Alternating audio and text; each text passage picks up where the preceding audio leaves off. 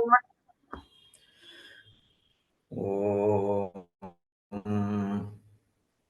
श्रीगुरुभ्यो नमः। हरिः ॐ। सदाशिवसमारम्भां शङ्कराचार्यमध्यमाम् अस्मदाचार्यपर्यन्तां वन्दे गुरुपरम्परां। श्रुतिस्मृतिपुराणानाम् आलयं करुणालयं नमामि भगवत्पादं शङ्करं लोकशङ्करं। शङ्करं शङ्कराचार्यं केशवं बादरायणं सूत्रभाष्यकृतौ वन्दे भगवन्तौ पुनः पुनः। ईश्वरो गुरुरात्मेति मूर्तिभेदविभागिने व्योमवद्व्याप्तदेहाय दक्षिणामूर्तये नमः। गुकारस्वन्धकारो वै ऋकारस्तन्निवर्तकः अन्धकारनिरोधित्वात् गुरुरित्यते। ॐ सहना भवतु सहनौ पुनक्तु सह वीर्यङ्करवावहै तेजस्विनावधीतमस्तु मा विद्विषावहैः। ॐ शान्तिः शान्तिः शान्तिः। ॐ पार्थाय प्रतिबोधितां भगवता नारायणेन स्वयं व्यासेन ग्रथितां पुराणमुनिना मध्ये महाभारतम् अद्वैतामृतवर्षिणीं भगवतीम् अष्टादशाध्यायिनीम् अम्ब त्वामनुसन्ददामि भगवद्गीते भवद्वेषिणीम्।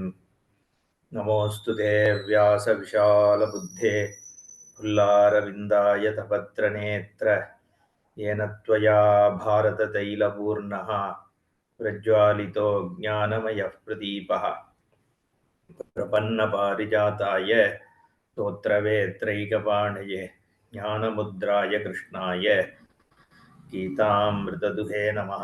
सर्वोपनिषदो गावो दुग्धा गोपालनन्दनः पार्थो वत्सः सुधीर्भोक्ता दुग्धं गीतामृतं महत्।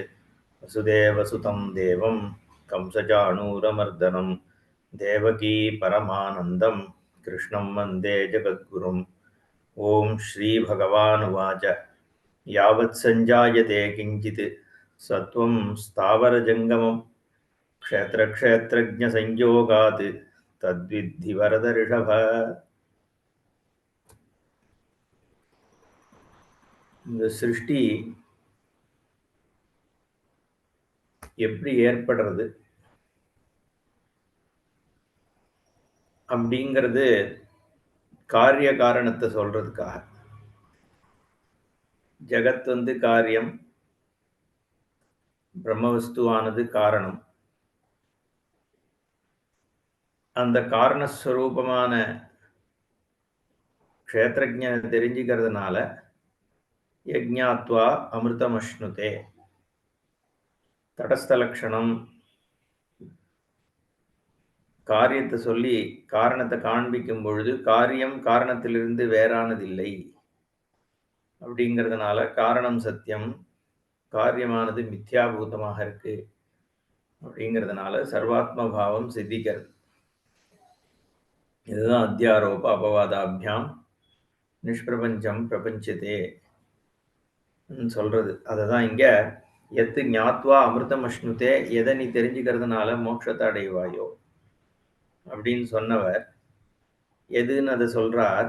க்ஷேத்திர க்ஷேத்திரஜ்ஞ சம்யோகாத்து தது வித்தி. யாவத் சஞ்சாயத்தே கிஞ்சித், எதெல்லாம் இங்க தோன்றுதோ, எதெல்லாம் தோன்றுதோ, இந்த யாவத்துங்கிறது எத்துன்னு எடுத்துக்கிறார் இங்க. ஏன்னா தத்வித்தி அப்படின்னு சொல்லியிருக்கிறதுனால க்ஷேத்திர க்ஷேத்திரஜ்ஞ சம்யோகா தத்வித்தின்னு சொல்லியிருக்கார். தாவத் வித்தின்னு சொல்லலை. தத்வித்தின்னு சொன்னதுனால யாவத்துங்கிறது அங்க எத்கிஞ்சித்துன்னு அர்த்தம்.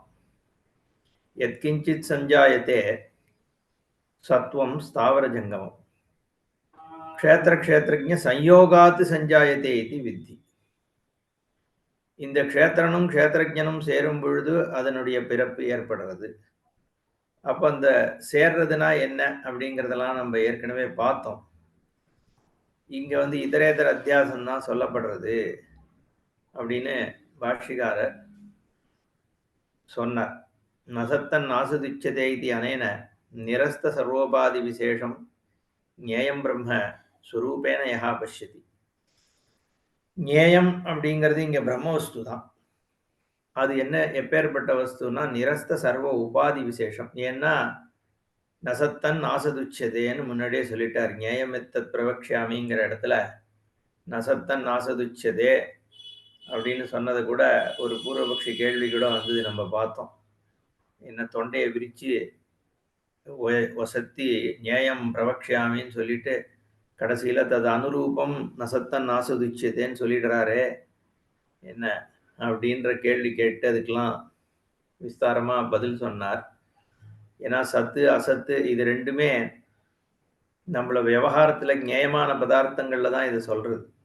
பானை இருக்கு, பானை இல்லை, இல்லாத பானை, இருக்கின்ற பானை, அந்த மாதிரி சத்து அசத்துங்கிறது முயல் கொம்புன்றது அசத்து, முயல்ன்றது சத்து அப்படின்னு சத்து அசத்து ரெண்டுமே என்னுடைய வியாபகாரிக வஸ்துக்கள்ல இருக்கக்கூடிய சத்தியத்துவத்தை ஆலம்பிச்சுதான் இந்த சதசத்துங்கிற பதங்கள் பிரயோகிக்கப்படுறது.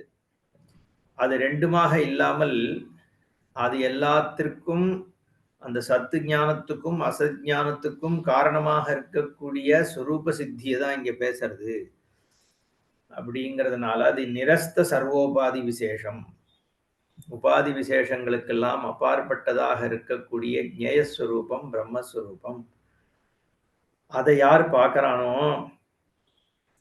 அது மட்டும் இல்லாமல் க்ஷேத்திரம் ச மாயா நிர்மித ஹஸ்தி ஸ்வப்ன திருஷ்ட வஸ்து கந்தர்வ நகராதிபத்து அசதேவ சதிவ அவபாசதே 3 உபமானங்கள் சொல்றார். மாயா நிர்மித ஹஸ்தி, ஒரு மெஜிஷியன்னால மாயாவியால நிர்மிக்கப்பட்ட யானை.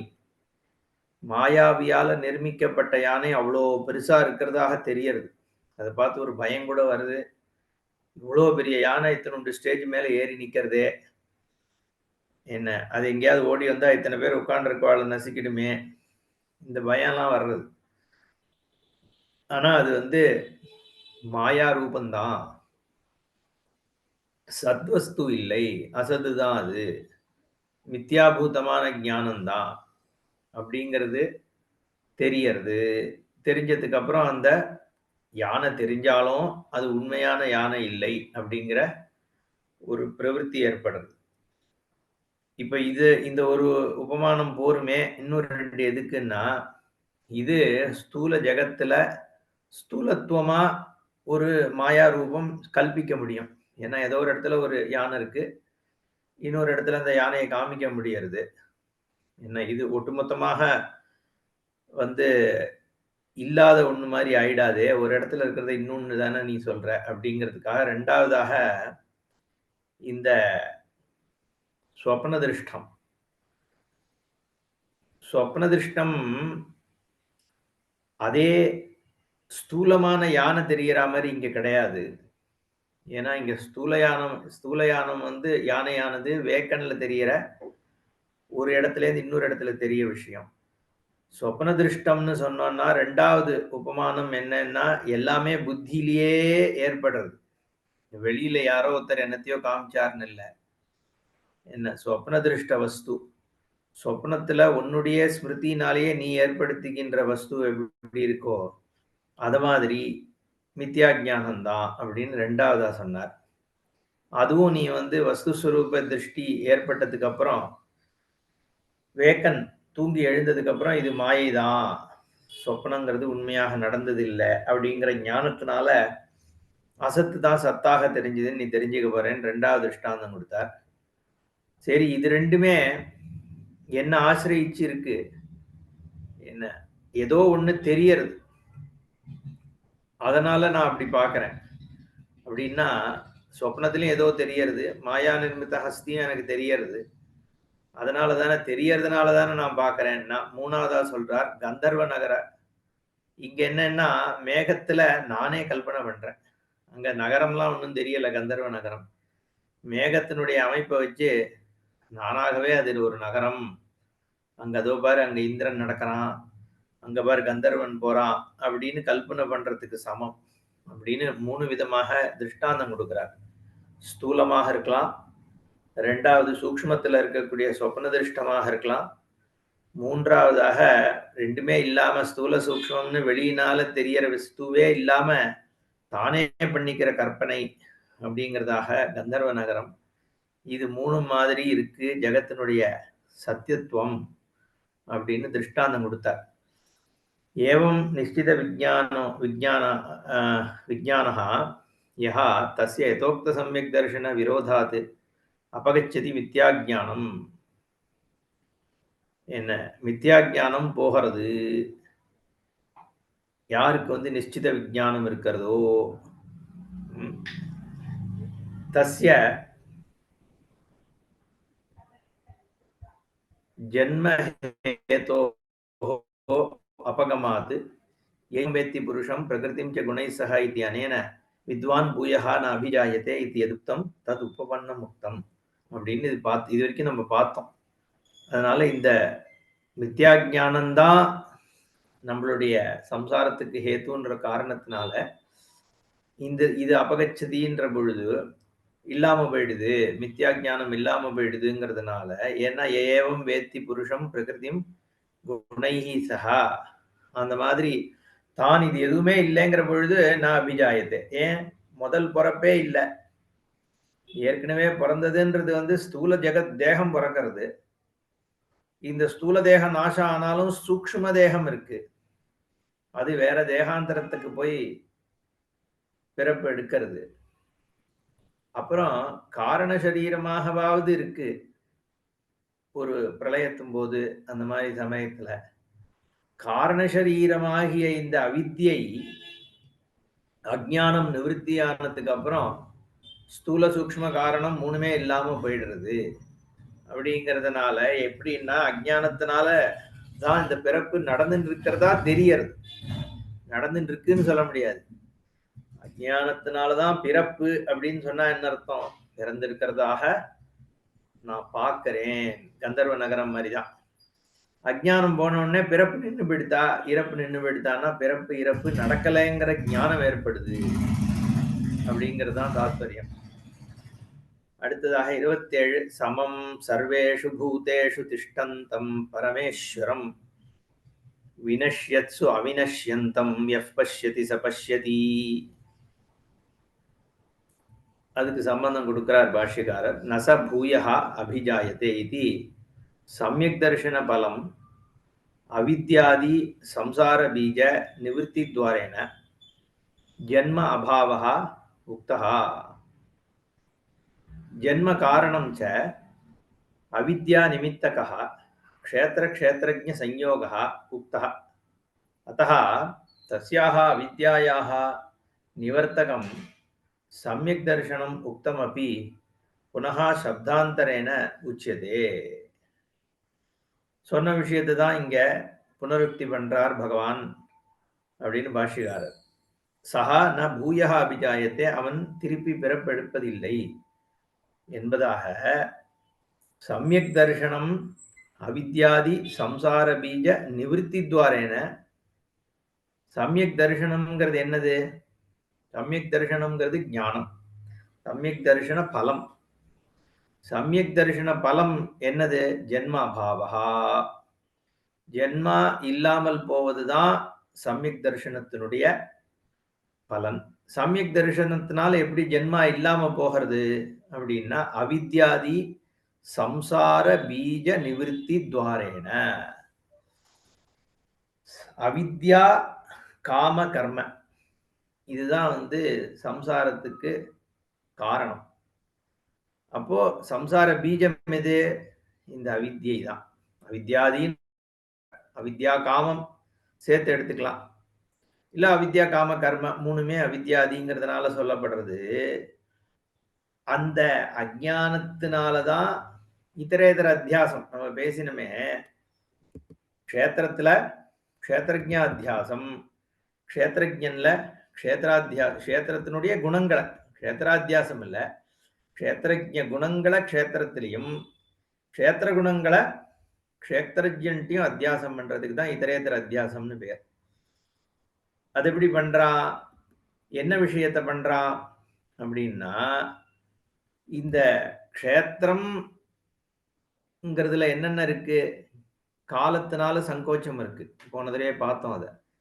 என்ன? கால பரிச்சின்னத்துவம் இருக்கு. க்ஷேத்திரத்துல இருக்கிற எந்த ஒரு பதார்த்தத்த எடுத்தாலும் காலத்தினால லிமிட்டடா இருக்கு. ஏதோ ஒரு காலத்துல ஆரம்பிச்சு காலத்துல முடியறது. அந்த குணம் ஆத்ம குணமா எடுத்துக்கிறான். நான் பிறந்தேன். நான் இருக்கிறேன். என்னுடைய சொரூபமானது காலத்தினால பரிச்சின்னமா இருக்கு. அப்புறம் நான் இங்க இருக்கேன், இங்க இல்ல அப்படின்னா தேசத்தகா சின்னமா தான் இருக்கேன். ஸ்பேஷியலி ஐ அம் லிமிட்டட். ஆனா க்ஷேத்ரஜன் இருக்கானே, அவன ஸ்பேஷியலி லிமிட் பண்ண முடியுமோ? ஏன்னா ஸ்பேஸே க்ஷேத்ரஜ ஸ்வரூபத்தினால தான் பிரகாசிக்கிறது. டைமே க்ஷேத்ரஜ ஸ்வரூபத்தினால தான் பிரகாசிக்கிறது. சத்தாவாக எல்லா இடத்துலயும் இருந்துட்டு இருக்கிற ஸ்வரூபம். அது எப்படி ஸ்பேஸால லிமிட் பண்ண முடியும்? ஆனா அந்த குணத்தை அத்தியாசம் பண்றான். இதுல க்ஷேத்ரஜன்ல. என்ன? அது மாதிரி வஸ்துதா லிமிட்டட். இது மாதிரி limited knowledge, limited ignorance, unlimited ignorance அத்தனையும் சொரூபத்துல க்ஷேத்திர தர்மத்தை எடுத்து க்ஷேத்திரஜன்ல அத்தியாசம் பண்றான். சரி, க்ஷேத்திரத்துல இருக்கிற க்ஷேத்திரஜனுடைய எந்த தர்மத்தை அத்தியாசம் பண்றான்னா, க்ஷேத்திரஜன்ட்ட இருக்கிறது தான் ஈஸ்னஸே. இருத்தல் அப்படிங்கிறது சொரூபத்துல தான் வருது. ஆனா அத வெளியில இருக்கிற பொருள்கள், க்ஷேத்திரத்துல இருக்கிற பொருள்களுக்கெல்லாம் ஈஸ்னஸ் இருக்கு.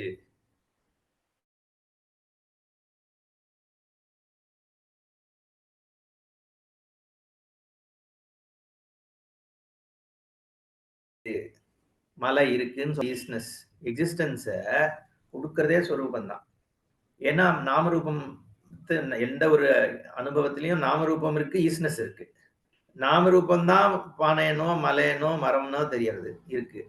ஆனா ஈஸ்னஸ் அதுக்கு எல்லாத்துக்கும் எங்கேருந்து வருதுன்னா க்ஷேத்ரஜன்டேன்னு தான் வருது. ஆனா அது க்ஷேத்ரஜ தர்மம், அதை க்ஷேத்திர தர்மமாக பார்க்கறான். இதுதான் இதரேதர அத்தியாசம்னு சொல்றது. இந்த இதரேதர அத்தியாசம்தான் அவித்யை. அவித்யினால வர்றது இதரேதர அத்தியாசம். அதுதான் மூலாவித்யைன்னு சொல்றது. என்ன மூலாவித்யை? சொரூப ஞானம் இல்லாததுனால, சொரூப ஞானம் இல்லாததுனால, சத்தியஸ்வரூபத்தினுடைய ஞானம் இல்லாததுனால மித்யா ஞானம் ஏற்படுறது. அதுதான் இதரேதர அத்தியாசம்னு சொல்றோம்.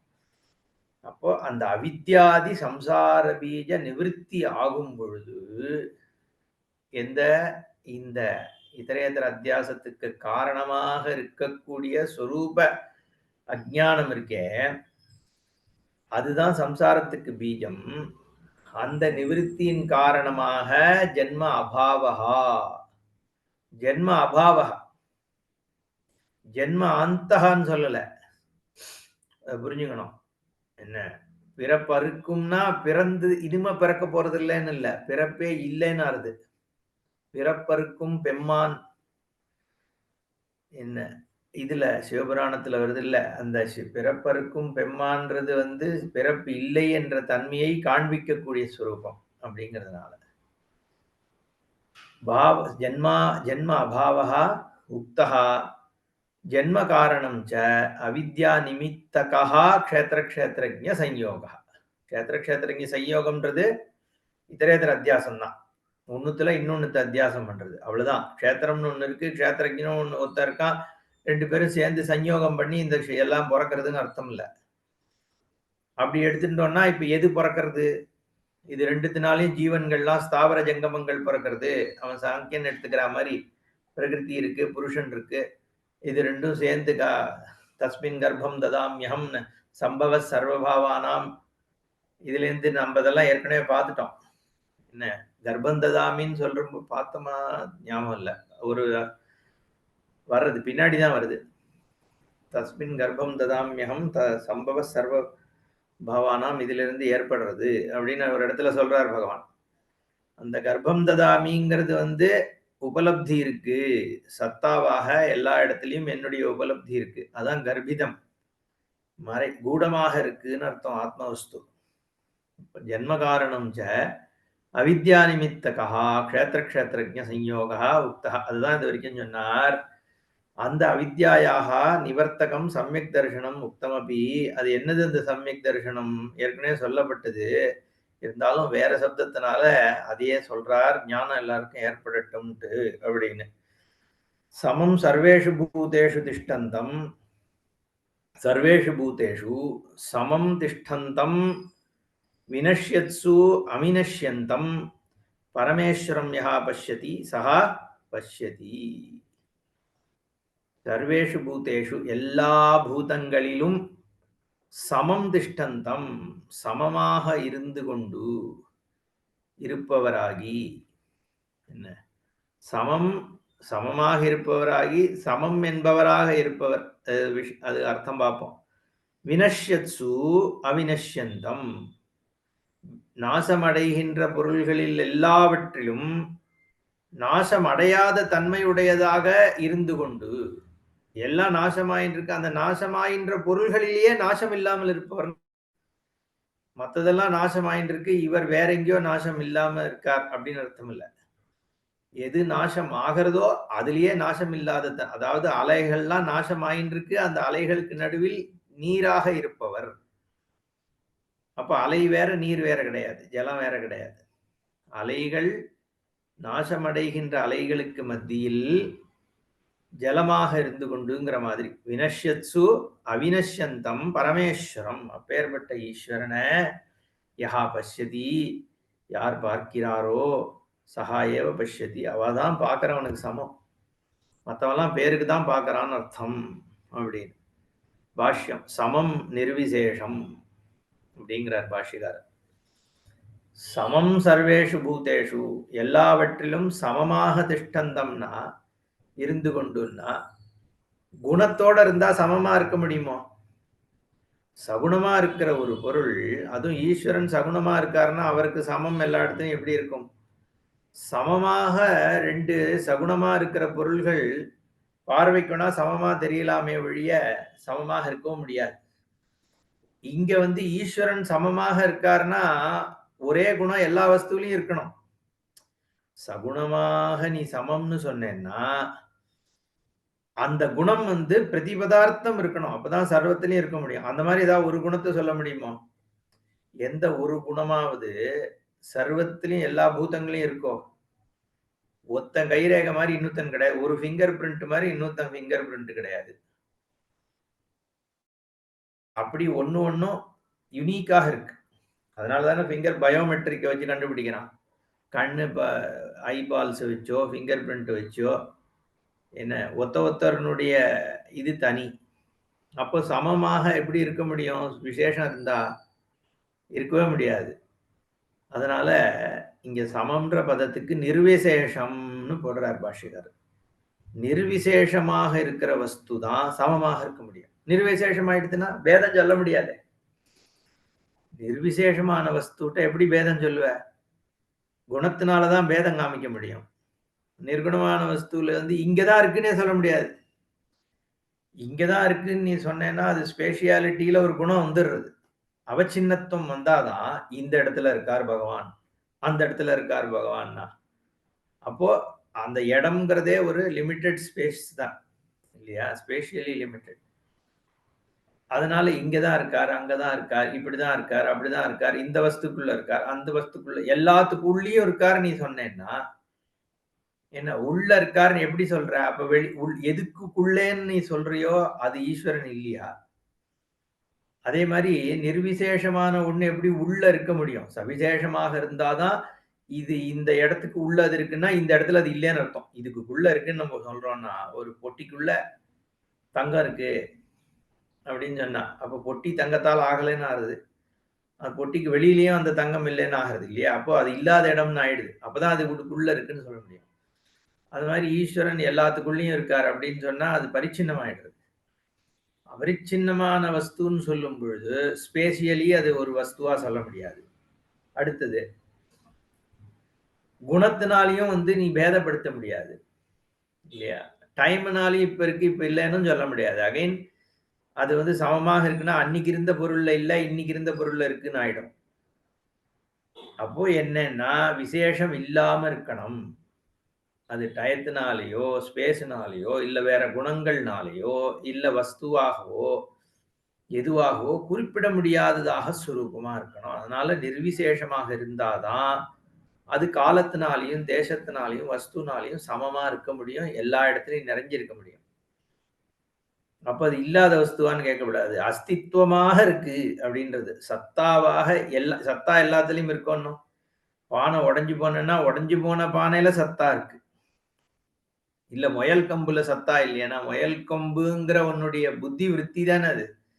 உன்னோட ஒரு கல்பனை சத்தாவா தானே இருக்கு அது. அப்போ அந்த அஸ்தித்வ மாத்திரமாக இருக்கக்கூடிய வஸ்துவானது சமம் நிர்விசேஷம். நிர்விசேஷமா சமம். பாஷ்யக்காரர் சமம்னாலே நிர்விசேஷம்னு கொடுக்கிறார். திஷ்டந்தம்.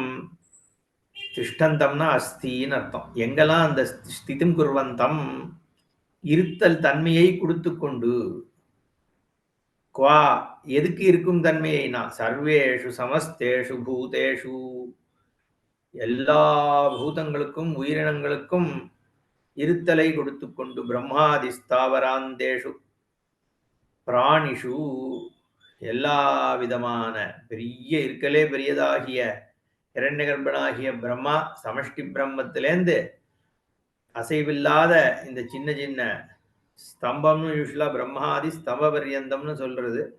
இங்க ஸ்தாவராந்தேஷு இந்த செடி கொடிகள் மரங்கள் அது எல்லாத்துலேயும் கூட எல்லா பிராணிகளிலும் இருந்து கொண்டு யாரு பரமேஸ்வரம் தேகேந்திரிய மனோபுத்தி அவ்யக்தாத்மனஹா அபேக்ஷ்ய பரமஹா அசௌ ஈஸ்வரஹ ச ஈசனசீலஸ்ச இது பரமேஸ்வரஹ. தேகத்துக்குள்ள நம்ம ஏற்கனவே பார்த்தோம். வெளிப்பொருள்களை பார்க்கும்போது அதுக்கு உள்ள இருக்கிறது இந்த தேகம்.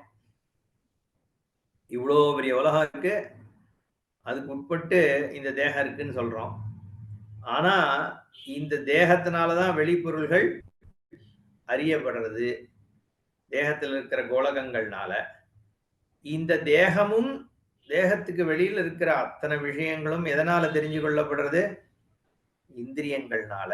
அப்போ தேகத்துக்கும் வெளியில் இருக்கிற பொருள்களுக்கும் சூக்ஷ்மமாக இருக்கிறது இந்திரியம்.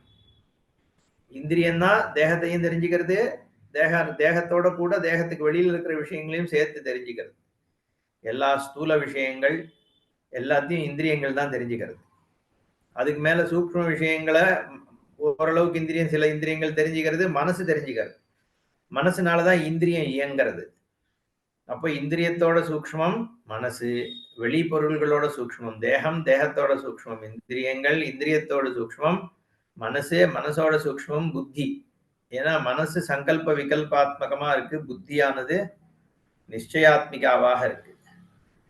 புத்தியோட சூக்ஷ்மமா இருக்கு எதுன்னா அவ்யக்தம் அஜ்ஞானம், இதுதான் அதோட சூக்ஷ்மம். அவ்யக்தத்துக்கு சூக்ஷ்மமா இருக்கு எதுன்னா ஆத்மா. அந்த ஆத்மாவானது பரம ஆத்மா. ஏன்னா இந்த பிரதிதேகம் அதேதான் சுரூபமா இருக்குங்கிறதுனால அது பிரத்யேகாத்மா தான் பரம ஆத்மா. எல்லாத்திற்கும் ஒன்னொன்னுக்கும் அபேட்சித்து இது சூக்ஷ்மமா இருக்கிறதுனால அது பரமஹா. தேகம் விஷயங்களோடு பரமஹா, இந்திரியம் தேகத்தோடு பரமஹா, மனசு இந்திரியத்தோடு பரமஹா, புத்தி மனசோடு பரமஹா, அவ்யக்தம் புத்தியோடு பரமஹா, அவ்யக்தத்தோடு ஆத்மா பரமஹா. அந்த ஆத்மாக்கு ஆதாரம் எதுவும் கிடையாது பரமாத்மாக்கு. அதனால பரமஸ்ச அசௌ ஈஸ்வரஸ்ச ஈசனசீலஹா. அது எல்லாத்தினுடைய காரியங்கள் நடக்கிறதுக்கும் இது தேவைப்படுறது. ஆத்ம பிரகாசம் இல்லாம அவ்யக்தம் பிரகாசிக்கிறது இல்லை. ஆத்மாவோட அவ்யக்தம் சேர்ந்த அந்த சிதாபாச பிரகாசத்தினாலதான் புத்தி பிரகாசிக்கிறது. புத்தி பிரகாசிக்கிறதுனால மனசு பிரகாசிக்கிறது, தன் காரியத்தை பண்றது. மனசு தன் காரியத்தை பண்றதுனாலதான் இந்திரியங்கள் தன் காரியத்தை பண்றது. இந்திரியங்கள் தன் காரியத்தை பண்றதுனாலதான் தேகம் காரியம் பண்றது. தேகங்கள்லாம் காரியம் பண்றதுனாலதான் உலகம் இயங்கிறது. அப்படிங்கிறதுனால ஈசனசீலமாக இருக்கிறது இந்த ஆத்மவஸ்து தான். அதனால பரமேஸ்வரஹா, ஆத்மாவே பரமேஸ்வரன். தம் சர்வேஷு பூதேஷு சமந்திஷ்டந்தம். எந்தெந்த பூதம் தெரியறதோ அதெல்லாம் ஆத்மவஸ்து பிரகாசத்தினாலதான் தெரியறது. சமமாக நிர்விசேஷமாக நிர்குணமாக இருந்துட்டு இருக்கு ஸ்வரூபம். தானி விஷினஷ்டி வினஷ்யத்சு இதி. வினஷ்யத்சு அவினஷ்யந்தம் அப்படின்னு அத சொல்றார். அந்த எல்லாமே அழிஞ்சுன்னு தானே இருக்கு. அத்தனை பொருள்களும் அழிஞ்சுட்டே இருக்கு. பிரதிக்ஷணம் எல்லாம் மாறிட்டு இருக்கு, எல்லாம் அழிஞ்சுட்டே இருக்கு. ஒரு ஓட்டம் போயிட்டே இருக்கு. மேகங்கள்லாம் அப்படியே போயிட்டு இருக்கும். ஃப்ளைட்ல போனோம்னா ஓட்டமா இருக்கும். இங்கேயும் அங்கேயும் அங்கேயும் அப்படியே போயிட்டு இருக்கும். அந்த மாதிரி சைட்ல இருந்து ஜன்னல்ல பார்த்தா அந்த மாதிரி எல்லாமே ஓடிட்டு இருக்கு. இது அத்தனைக்கும் சாட்சிபூதமா இருக்கிற ஆத்மவஸ்து மட்டும் பார்த்துட்டு இருக்கு இந்த அழிவு அத்தனையும். இன்ஃபேக்ட் அழியிற பொருள்களுக்கு எல்லாத்துக்கும் தன்மை சத்தாவையும் இதுதான் கொடுத்துட்டு இருக்கு. இருக்கின்ற பானைனா பானை அஸ்தி, கடகா அஸ்தி.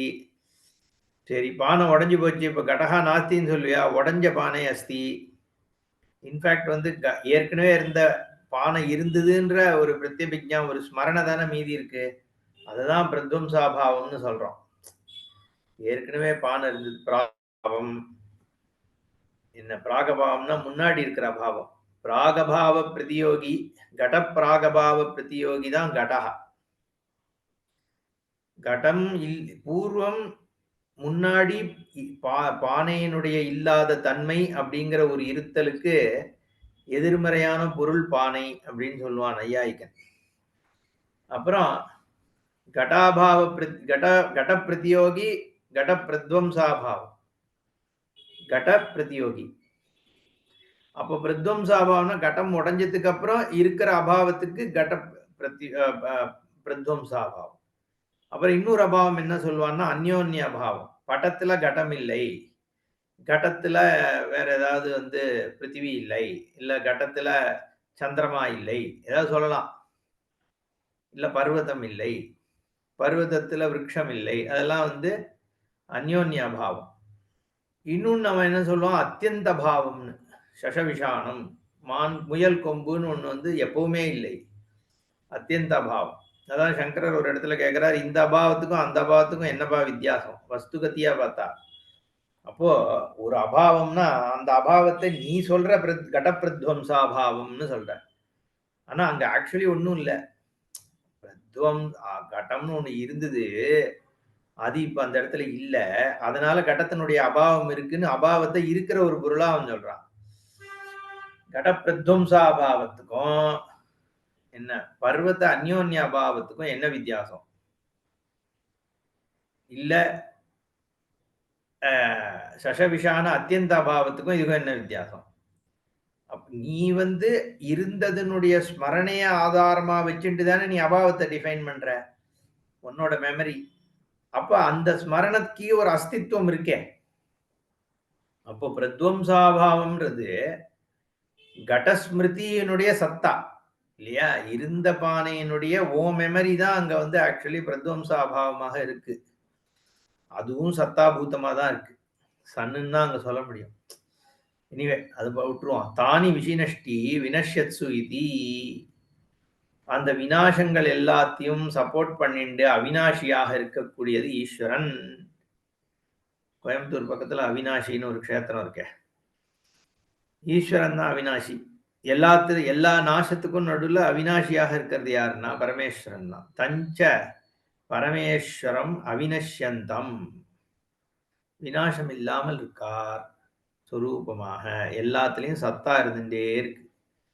அபாவத்திலையும் இருக்கு, அஸ்திலையும் இருக்கு, எல்லாத்துலயும் சன்னு சன்னு சன்னுன்னு இருந்துட்டே இருக்கு. ஈஸ்னஸ் அது மட்டும்தான். ஈஸ்னஸ் பிரதானம் பண்றது ஈஸ்வரன், மத்தெல்லாம் நாமரூபம், அது மித்யா. அப்படி இருக்கிற பரமேஸ்வரன் பூதானாம் பரமேஸ்வரஸ்ய அத்தியந்த வைலக்ஷண்ய பிரதர்ஷனார்த்தம் விலக்ஷணமாக இருக்கார். என்ன அத்தியந்த வைலட்சம்? எப்படி? கதம்? அதான் சொல்றார், சர்வேஷாம் ஹி பாவ விகாரானாம் ஜனிலக்ஷணா பாவ விகாரா மூலம் ச. எல்லா விதமான பாவம்னா இருக்கின்ற பொருள்கள். ஒரு பொருள் இருக்கு அப்படின்னு நீ சொன்னேன்னா, அது 6 விதமான மாறுதல்களோட தான் எப்பவுமே இருக்கும். அஸ்தி, ஜாயதே, வர்த்ததே, விபரிணமதே, அபக்ஷீயதே, வினஷ்யதின்னு ஷட்பாவ விகாரங்கள் எந்த ஒரு பொருளுக்கும் இருக்கும். சர்வேஷாம் பாவ விகாரான் அப்படி இருக்கிற எல்லா பாவ விகாரங்களுக்கும் எது மூலம்னா ஜனிலக்ஷணஹா பாவ விகாரஹா மூலம். பிறப்புங்கிறதா மூலம். ஒரு பொருள் இருக்குன்னு நீ சொன்னாலே பிறந்திருக்குன்றதுதான். அப்பதான் ஏதோ எல்லாமே ஆரம்பிக்கப்பட்டது அப்படின்னு தான் ஆகிறது பொருள்கள்னா. ஏன்னா விகாரம் இருந்ததுன்னா அது பிறந்திருக்கணும். பிரம்மம் பிறக்கலையேன்னு சொல்லக்கூடாது. அதுக்கு விகாரம் கிடையாது. நிர்விகாரம். மத்த விகாரம் அடையிற பொருள்கள் எல்லாம் ஏதோ ஒரு டயத்துல பிறப்புங்கிற ஒரு விகாரம் ஏற்பட்டதுக்கு அப்புறம் தான் வர்த்ததையே நடக்கும். எந்த ஒரு பொருள் எடுத்துட்டாலும். அதான் சொல்றார் ஜன்மோத்தர கால பாவினஹா அந்நே சர்வே பாவ விகாராஹா. ஜென்மாக்கு அப்புறம் இருக்கிற காலத்துல மத்த பாவ விகாரங்கள்லாம் வருது. அஸ்தி, வர்த்ததே, விபரிணமதே, அபக்ஷியதே. எங்க போய் முடியறது? வினஷ்யதியில முடியறது. வினாசாந்தாஹா. வினஷ்யந்திங்கிறதும் ஒரு பாவ விகாரம். இப்போ இந்த ஸ்லோகத்துல என்ன பண்ணிருக்கார் பகவான்? வினஷ்யந்து அவினஷ்யந்தம்னு போட்டார். அதனால பாஷிகாரர் சொல்றார் வினாசாத் பரஹா ந கஷ்டித் அஸ்தி பாவ விகாரா. வினாசத்துக்கு அப்புறம் ஏதாவது பாவ விகாரம் இருக்கோ? அழிஞ்சிடுச்சுன்னா எப்படி இருக்க முடியும்?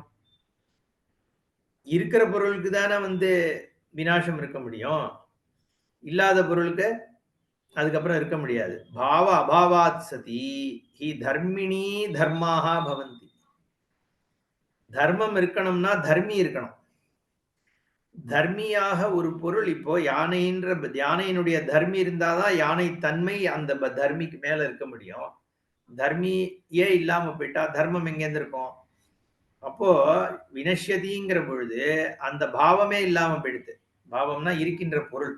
ஒரு பானை இருந்தது, பானை பிறந்தது, பானை வளர்ந்தது, என்ன அப்புறம் பானை மாற்றத்தை அடைஞ்சுது, கொஞ்சம் கொஞ்சமா தேய்மானத்தை அடைஞ்சுது, அப்புறம் போயிடுத்துன்னா அப்போ பானையினுடைய பாவம் போயிடுத்துன்னா அதுக்கப்புறம் பானையே இல்லையே. அப்புறம் வினாசத்துக்கு அப்புறம் அது வேற ஒண்ணுத்தை அடைஞ்சதுன்னு சொல்ல முடியுமோ? சொல்ல முடியாது.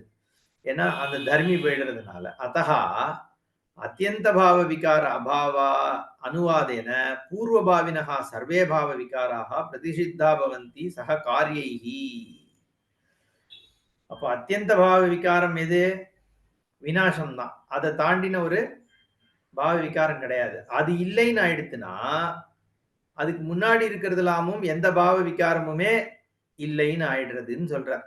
அத்தியந்த பாவ விகார அபாவா அனுவாதேன பூர்வபாவினஹா சர்வே பாவ விகாராக பிரதிஷித்தா. கடைசி பாவம் இல்லைங்கிற பொழுது வினாசம் இல்லைன்னா அப்ப ஏதோ ஒண்ணு மாறி அப்படியே இருந்துட்டு இருக்குன்னு நம்ம சொல்ல முடியாது. ஷட்பாவம் எல்லாத்துக்கும் இருந்தாகணும்.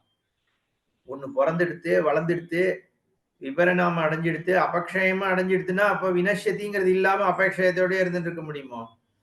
முடியாதுங்கிறதுனால அப்ப இந்த பாவ விகாரம் இல்லைன்னா முன்னாடி இருக்கிற பாவ விகாரங்களும் இல்லைன்னு ஆயிடுது. யாருமே இல்லைன்னு சொல்றதுக்கு இது ஒண்ணு சொல்றார் உபலட்சணமான அர்த்தம்.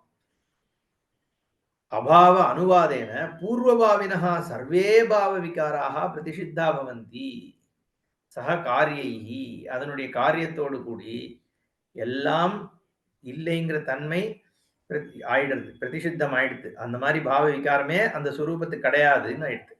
தஸ்மாத் சர்வபூதைஹி வைலக்ஷண்ய வைலக்ஷண்யம் அத்தியந்தமேவ பரமேஸ்வரஸ்ய சித்தம் நிர்விசேஷத்துவம் ஏகத்துவம் ச. அப்போ ஈஸ்வரன் மற்ற எல்லா பொருள்களுக்கும் அப்பாலானதாக ஆயிடுறார். ஏன்? அவருக்கு வினாசம் இல்லை. அவருக்கு வினாசம் இல்லைன்றது மட்டும் இல்ல, இந்த எல்லா பொருள்களையும் சமமாக இருந்து கொண்டு தான் அந்த வினாசத்தினால பாதிக்கப்படாம இருக்காருன்னு அர்த்தம். அப்போ எந்த பாவத்தினாலையும் இந்த பாவ விகாரங்கள்னாலையும் தீண்டப்படாமல் இருக்காருன்னு ஆயிடுறது. வினாசம் இல்லைன்னு எப்ப ஆயிடுதோ அந்த பாவ விகாரம் பரமேஸ்வரனுக்கு இல்ல அப்படிங்கிற பொழுது மத்ததெல்லாம் மட்டும் தாயின்னு இருக்காருன்னு அர்த்தம் கிடையாது. இப்போ பரமேஸ்வரன் பிறந்தார், பரமேஸ்வரன் வளர்ந்தார், பரமேஸ்வரன் மாற்றத்தை அடைஞ்சார், அப்புறம் பரமேஸ்வரன் கொஞ்சம் கொஞ்சமா தேஞ்சார். ஆனா சாக மட்டும் இல்ல. என்ன இந்த உடம்பு போனாலும் அப்புறம் கிழவரா அந்த உடம்பு இல்லாம சுத்தின்னு இருக்காருன்னு அர்த்தம் கிடையாது. அத்தியந்தம் இது எல்லாம் மாறின்னு இருக்கும் பொழுதும், அது எல்லாத்தையும் சப்போர்ட் பண்ணிட்டு மாறாம இருக்கார். அதுக்கு தான் அந்த திருஷ்டாந்தம் நான் சொன்னது. அலைகள் பொறந்து அழிஞ்சாலும், தண்ணி ஜலமானது அதில் இருந்து கொண்டே இன்ஃபாக்ட் ஜலம் தான் இருக்கு. அலையாக தெரிகின்ற விஷயங்கள் பொறந்து இறக்கிறது. பாவ விகாரங்கள் எங்க நடக்கிறது? ஜலத்துக்கு மேல தான் நடக்கிறது. ஆனா ஜலம் அதனால விகாரம் அடையறதோ? அடையறதில்ல. அப்போ எதுக்கு அந்த விகாரம்? மித்யாவாக இருக்கக்கூடிய வஸ்துக்கு தான் அந்த விகாரம் நடக்கிறது. அதனால தான் இங்க பிரகிருதி வந்து பரிணாமி காரணமாகவும், இந்த புருஷன் வந்து விவர்த்த காரணமாகவும் இங்க சொல்லப்படுறது. பரமேஸ்வரன் வந்து விவர்த்தம். தன்னுடைய சொரூபம் ஒரு மாற்றமும் இல்லாமல் அதுக்குள்ள இருந்துட்டு இருக்கார். பரிணாமமானது பிரகிருதியினுடைய சம்பந்தம் பரிணாமத்தை ஏற்படுத்தி காண்பிக்கிறது. அதுவுமே என்ன? மித்யா ஞானம் தான். அதனால பரமேஸ்வரஸ்ய அத்தியந்தமாக நிர்விசேஷமா இருக்கார். ஏகத்துவம் ச சயேவம் யதோக்தம் பரமேஸ்வரம் பஷ்யதி சஹா பஷ்யதி. அப்படி பார்க்கிற பரமேஸ்வரனை, அப்படி இருக்கக்கூடிய சுரூபத்தை யார் பார்க்கிறாளோ அவன் தான் பார்க்கறான். விவர்த்தம். அந்த ஒரு தடவை சொன்னேன்னு நினைக்கிறேன். அனந்த பத்மநாப சுவாமி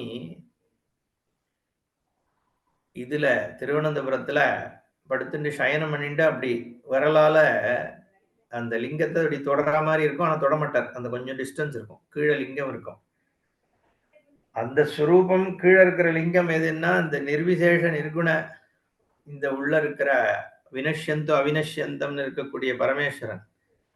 அது விவர்த்த காரணம். அதிலிருந்து தான் இந்த ஜெகத்து. ஆனா அந்த விஷ்ணு என்னன்னா பரிணாமியாக சிருஷ்டி. அவர் விவர்த்தமாக இருக்கிற ஈஸ்வரன் சகுணமாக அங்க பிரம்மமாகும் பொழுது அந்த விஷ்ணுலேருந்து அதுக்கப்புறம் எல்லாம் பரிணாமம் ஆயிடுறது. நாபிலேருந்து பிரம்மா வரார். பிரம்மா மானசபுத்திரர்களை சிருஷ்டி பண்றார். அப்புறம் வந்து மனுஷன் வரா இல்லையா? அதெல்லாம் அதுக்கப்புறம் எல்லாம் பரிணாம சிருஷ்டி. அந்த பரிணாமம் முழுக்க இந்த விவர்த்தமான சுரூபத்திலிருந்து தான் பரிணாமம் ஏற்படுறது. அப்படிங்கிறதுனால இங்க எப்படி இருக்கு அப்ப அந்த சிருஷ்டின்னா ஆத்தியாசிக சிருஷ்டி தான். இதரேதர அத்தியாசம். பிரகிருதியினுடைய என்ன இது நம்மளா இது யாரோ ஒருத்தர் இந்த இதை சொன்னி அனுப்பினோடனே இது இந்த மாதிரி கற்பனை பண்ணி சொல்ற கற்பனை கிடையாது. அது சாஸ்திரத்திலே இருக்கு. என்ன மாயா சம்பந்தம். அதனாலதான் அந்த நீலவர்ணம் மகாவிஷ்ணுக்கு. அந்த சகுன பிரம்மத்தை தான் அந்த சர்வ வியாபித்துவம். விஷ்ணுன்னா சர்வ வியாபி மகாவிஷ்ணு. நிர்குண பிரம்மங்கிறதுனாலதான் சுத்த ஸ்படிக சங்காசம். இங்க வந்து இத சிவன் நம்ம சொல்லணும்னே இல்லை. லிங்கம்ங்கிறது என்ன? நிர்குண பிரம்மம். அதனால இதுல வந்து சைவ வைஷ்ணவ வேதத்தை சொல்றதுக்காக இல்ல. நிர்குண அந்த விஷ்ணு தான் நிராகாரமாக இருக்கும்போது லிங்க சுரூபமா இருக்கார். சாகாரமா இருக்கும்போது விஷ்ணுவா இருக்கார். அதனால யதோக்தம் பரமேஸ்வரம் எஃப் பஷ்யதி சஹா பஷ்யதி. பத்மநாப சுவாமி பத்தி சொல்லிட்டு இருந்தோம். அதனால ஈஸ்வரனுடைய ஒரு ஸ்வரூபந்தான் ரெண்டுமே. பரிணாமியாக இருக்கிறதும் அதேதான், பிரம்மன் தான். விவர்த்தமாக இருக்கிறதும் அதேதான். ஒண்ணு சகுனம், இன்னொன்னு நிர்குணம்னு சொல்லப்படுறது சாஸ்திரத்தினால.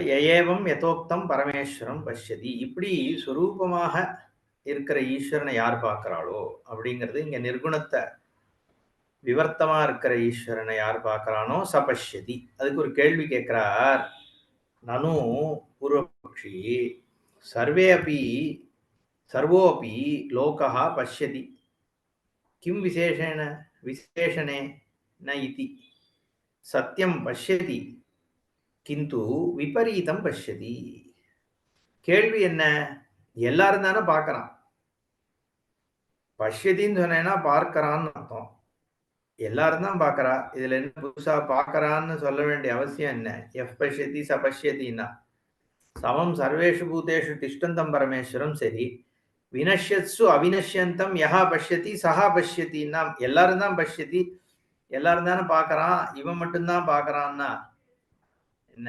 அப்படின்னா என்ன அர்த்தம்னு கேள்வி. நமக்கு இது புரியறது இந்த காலத்துல நம்ம நிறைய யூஸ் பண்றோம். ஏன்னா வந்து அவன் தாண்டா பாக்குறவன் அப்படின்னு சொல்றோம் இல்லையா? எல்லாரும் தான் பாக்குறான். ஆனா அவன மாதிரி கிடையாது. அதான் அர்த்தம். அதனால இங்க கேள்வி என்ன கேட்கிறார்? சர்வோபி லோகஹ பஷ்யதி. எல்லாம் தான் பாக்குறான்னா சொல்றார் பாஷிகாரர். சத்தியம் பஷ்யதி. ஆமாம்பா பாக்குறான். ஆனா விபரீதம் பஷ்யதி. இருக்கிறத கலர்டா பாக்குறான். இந்த ஒத்தனும் உலகத்தை வந்து ஒரு கலர்டு கிளாஸஸ் போட்டு தானே பாக்குறோம் நம்ம. சோபனாத்தியாசம்னு சொல்றது. ஒரே பொருள் ஒவ்வொருத்தருக்கு ஒரு மாதிரி தெரியறது. ஏன்னா அவளோட எமோஷன் அதை கலர் பண்றது. ஒரு கிரிக்கெட்டர் இருக்கான், ரோஹித், என்ன ரோஹித் சர்மா இருக்கான்னா, எல்லாரும் ஒவ்வொருத்தர் ஒரு மாதிரி பாக்குறாளே இல்லையா? ஒரே பர்சன், அவனோட வியூ ஆஃப் தட் பர்சன் மாறுறது. எந்த ஒரு பதார்த்தத்தை எடுத்தாலும் உலகத்துல வந்து கலர்டா தானே பாக்குறோம். என்ன அந்த மாதிரி இங்க பார்த்தா விபரீதம் பஷ்யதி எல்லாருமே. கிந்து விபரீதம் பஷ்யதி. இந்த சுரூபம், ஆத்மஸ்வரூபம் எல்லா விஷயத்திலையும் அதுதான் இருக்கு. அந்த ஆத்மாவை தான் பாக்குறோம் எல்லாருமே. எல்லா எந்த எல்லா ஆத்மாவை தான் பாக்குறோம். எல்லா ஜீவராசிகளும். ஏன்னா இருக்கிறது ஆத்மவஸ்து ஒண்ணுதானே, பிரம்ம ஒண்ணுதான் இருக்கு. அப்ப அதை தான் பாக்குறோம்னு ஆகிறது. வேற எதையும் பார்க்கவே முடியாது. இருந்தாதானே பாக்குறது. ஆனா வேறையாக பாக்குறது இல்லையா? அனாத்மாவாக ஆத்மாவை பாக்குறோம். அதனால விபரீதம் பஷ்யதி. அதனுடைய சுரூபம் என்னவோ அதுவாக பார்க்காம வேறையாக பார்க்கிறேள். அப்படி இருக்கிறதுனால அவள்லாம் பார்க்கறதுக்கு சமம் இல்ல. எதை பார்க்கணுமோ அதை பார்க்கல, அதை வேறையா நீ பார்க்கற. அப்படின்னா நீ பார்க்கறதா அர்த்தம் இல்லையே. அதஹா விசினஷ்டி சயேவ பஷ்யதி. அதுக்கு ஒரு திருஷ்டாந்தம் சொல்றார். யதா திமிர திருஷ்டிஹி அநேகம் சந்திரம் பஷ்யதி தமபேக்ஷ்ய ஏகச்சந்திரதர்ஷி விசிஷ்யதே சயேவ பஷ்யதீதி ததா ஏவ இஹாபி ஏகம் அவிபக்தம் யதோக்தம் ஆத்மானம் யஹா பஷ்யதி ச விபக்த அநேகாத்ம விபரீததர்ஷிபியா விசிஷ்யதே சயேவ பஷ்யதீதி. திருஷ்டாந்தம் கேட்ராக்ட் ஒருத்தனுக்கு இருக்கு, திமிர திருஷ்டி. என்ன திமிர திருஷ்டி இருக்கிறவனுக்கு சாலேஸ்வரமா ஏதோ சொல்லுவோமே, இந்த கண்ணுல வந்து இது வந்துடுத்துனா, கேட்ராக்ட் வந்துடுத்துனா, சாலேஸ்வரம் இல்லை, அது வந்து லாங் சைட்டு. இது வந்து திமிர திருஷ்டி, கேட்ராக்ட் ஐ. அப்போ இந்த பாஞ்சிருத்துவாள். அப்படி இருக்கிறவனுக்கு அநேகம் சந்திரம் பஷ்யதி. அவனுக்கு ஒரு சந்திரன் தெரியுமோ, பல சந்திரன் தெரியறது வானத்துல. அது வந்து திருஷ்டியாது. தமபேக்ஷிய ஏகச்சந்திரதர்ஷி விசிஷ்யதே. ஒரு சந்திரனை பார்க்கிறவன் தான் உண்மையா பார்க்கறான்னு ஆறுது. இவன் பார்க்கறது பார்வையே கிடையாது. இது கலர்டு விஷன். அதனால சயேவ பஷ்யதி இது விசேஷம். அவனுக்கு டிஃபரன்ஷியேட் பண்ணி சொல்ல வேண்டியிருக்கு. ஒரு சந்திரனை பார்க்கிறவன் தான் பார்க்கறான்பா, பல சந்திரனை பார்க்கிறவன் ஆக மாட்டான். ஏன்னா அது வந்து உண்மையான திருஷ்டி கிடையாது. அவனுக்கு தெரியற பல சந்திரன் உண்மையான பல சந்திரன் கிடையாது. அவன் பார்க்கறது பார்வையே இல்லை. அதுதான் அர்த்தம் அதுக்கு. ததா ஏவ அதே மாதிரி இங்க தாஷ்டாந்திகத்திலையும் இஹாபி ஏகம் அவிபக்தம் ஒன்றாக பல தன்மை இல்லாததாக அத்விதீயமாக இருக்கக்கூடிய பிரம்மவஸ்துவை யதோக்தம் ஆத்மானம் ஆத்மவஸ்துவ யஹா பஷ்யதி அதை அப்படியே யார் பார்க்கிறாளோ சுரூபத்தை சஹா விபக்த அநேகாத்ம விபரீதர்ஷிபியா விசிஷ்யதே. பல ஆத்மாக்களாக உலகத்துல பாக்குறானோ இல்லையோ, வெவ்வேறு ஆத்மா இருக்கு, இத்தனை கோடானு கோடு ஆத்மாக்கள் இருக்கு, ஜீவராசிகள் இருக்கு, அது இருக்கு இது இருக்குன்னு அதெல்லாம் சத்தியமாக யார் பார்க்கறானோ அது வந்து மித்யாவாக பார்க்கிறவன் ஞானி. சத்தியமாக பார்க்கிறவன் என்ன பார்க்கறான்? எல்லாம் பலவாக இருக்குன்னு பார்க்கறான். அப்போ அவன் பார்க்கிறவன் ஆக மாட்டான். ஒன்னா பார்க்கிறவன் தான் பார்க்கிறவன். எப்படி ஒரு சந்திரனா பார்க்கிறவன் தான் பார்க்கிறவனோ அந்த மாதிரி ஒன்றாக இருக்கிற ஒரு பிரம்மத்தை ஒன்றாகவே பார்க்கிறவன் தான் பார்க்கிறவன். இதரே பஷ்யந்தோபி ந பஷ்யந்தி விபரீத தரிசிதத்வாத் அநேக சந்திர தரிசிவதி இத்தியர்த்தா. மற்றவாள்லாம் பார்க்கறான்னு சொல்ல முடியாது. நம்ம சொன்ன மாதிரி விபரீத தரிசித்வாத் ஒரே சந்திரனை பலவாக பார்க்கிறவன் எப்படி பார்க்கிறவன் ஒத்துக்க முடியாதோ அந்த மாதிரி ஒன்றான பிரம்மத்தை பலவாக பார்க்கிறவன் உண்மையாக பார்க்கிறவன் இல்லை, மித்யா ஞானத்தோடு கூடியவன்றதுனால இங்க இவன் தான் பார்க்கிறவன் சொல்றார் பகவான் சொல்றார். அடுத்து சமம் பஷ்யன் ஹி சர்வத்ர சமவஸ்திதம் ஈஸ்வரம் நஹி நஸ்யாத்மனாத்மானம் ததோ யாதி பராங்கதிம். ததோ யாதி பராங்கதிம், பரகதியான மோட்சத்தை அடைவான். யாரு? சமம் பஷ்யன் சர்வத்ர சமவஸ்திதம் ஈஸ்வரம். கனெக்ஷன் கொடுக்கிறார். யதோக்தஸ்ய சம்யக் தர்ஷனஸ்ய பலவச்சனேன ஸ்துதிஹி கர்த்தவ்யா இது ஸ்லோகः ஆரம்பியதே. என்ன இந்த சம்யக் தர்ஷனம் இப்ப சொல்லப்பட்டதே ஞானம், அந்த ஞானம் அடையறதுனால என்ன பலன் அப்படிங்கிறது சொல்ல வேண்டியிருக்கே. என்ன ஏன்னா அது சொன்னாதான் இந்த க்ஷேத்திரஜ்ஞ யாதாத்மிய ஞானம் எல்லாராலையும் தேடப்படும். அப்படிங்கிறதுனால பிரரோச்சனம் பண்றதுக்காக பலத்தை சொல்றாரு இங்க பகவான் அப்படின்னு பாஷ்யக்காரர் கனெக்ஷன் கொடுக்கிறார். சமம் சமவஸ்திதம் ஈஸ்வரம் சர்வத்திர பஷ்யன் ஹி ஆத்மானம் ஆத்மனா நஹி நஸ்தி ததஹ பராம் கதிம் யாதி. சமம் சமமாக நிர்விசேஷமாக, சமவஸ்திதம் எல்லாவற்றிலும் இருந்து கொண்டு அப்படின்னு அர்த்தம். சமவஸ்திதம்னா சம்யக் அவஸ்திதம், நன்றாக இருந்து கொண்டு, எல்லாவற்றிலும் சமமாக நிர்குணமாக நிர்விசேஷமாக சத்தாரூபமாக என்ன இருந்து கொண்டு இருக்கும் ஈஸ்வரம் ஈஸ்வரனை சர்வத்திர பஷ்யன் எல்லாவற்றிலும் பார்ப்பதால் ஆத்மானம் ஆத்மனா நஹினஸ்தி அவன் தன்னை தன் தன்மையை என்ன தானே அழித்துக் கொள்வதில்லை. ஆத்மனா நஹினஸ்தி தானே தன்னை அழித்துக் கொள்வதில்லை. ததஹ யாதி பராங்கதி அதனால் பரகதியை அடைகிறான். தானே தன்னை அழிச்சுக்கிறது இல்லை. ஒரு காரணத்துக்காக அவன் வரான், அது பிரயோஜனப்படுத்திக்கலன்னா அவன் தன்னை அழிச்சுக்கிறதாதான்னு அர்த்தம். நந்தவனத்தில் ஒரு ஆண்டி 4 மாதமாய் குயவனை வேண்டி, குயவன்னா அங்க பானை செய்யறவன் பரமேஸ்வரன், அவன் தானே சிருஷ்டி பண்றான். 4 மாசம் 10 மாசம் தவம் இருந்து பிறக்கிறானா, எனக்கு ஜென்மாவை கொடு மோட்சத்தை அடையணும்னு. அந்த பானையில ஞானத்தினால ரொம்ப வேண்டியது அந்த பானை. ஆனா என்ன பண்றான், வாழ்க்கை முழுக்க லௌகிக விஷயங்கள்ல கூத்தாடின்னு தானே இருக்கான். கூத்தாடி போட்டுடைச்சாண்டின்னு அந்த கதை தான் ஹினஸ்தி. அதுக்காக சொன்னேன், ஹினஸ்தி ஆத்மானம், தன்னையே தான் நாசம் பண்ணிக்கிறான். ஆனா யாரு இந்த சுரூப தரிசனம் பண்றானோ ஈஸ்வரனை, அவன் தன்னை நாசம் பண்ணிக்கிறது இல்லை. அதனால பரகதியை அடைகிறான். எந்த காரணத்தினால இந்த ஜென்மா அடைஞ்சிருக்கானோ அந்த சாபல்யத்தை அடையறான்ங்கிறது இந்த ஸ்லோகத்துல சொல்றார். அதை பார்ப்போம். நடுவில் கரண்ட் விட்டதுனால கொஞ்சம் இதுவாக போயிடுது. ஓம் பூர்ணமத பூர்ணமிதம் பூர்ணாத் பூர்ணமுதச்யதே பூர்ணஸ்ய பூர்ணமாதாய பூர்ணமேவாவசிஷ்யதே. ஓம் சாந்தி சாந்தி சாந்தி. ஹரி ஓம் ஸ்ரீ குருभ्यो நமः. ஹரி ஓம்.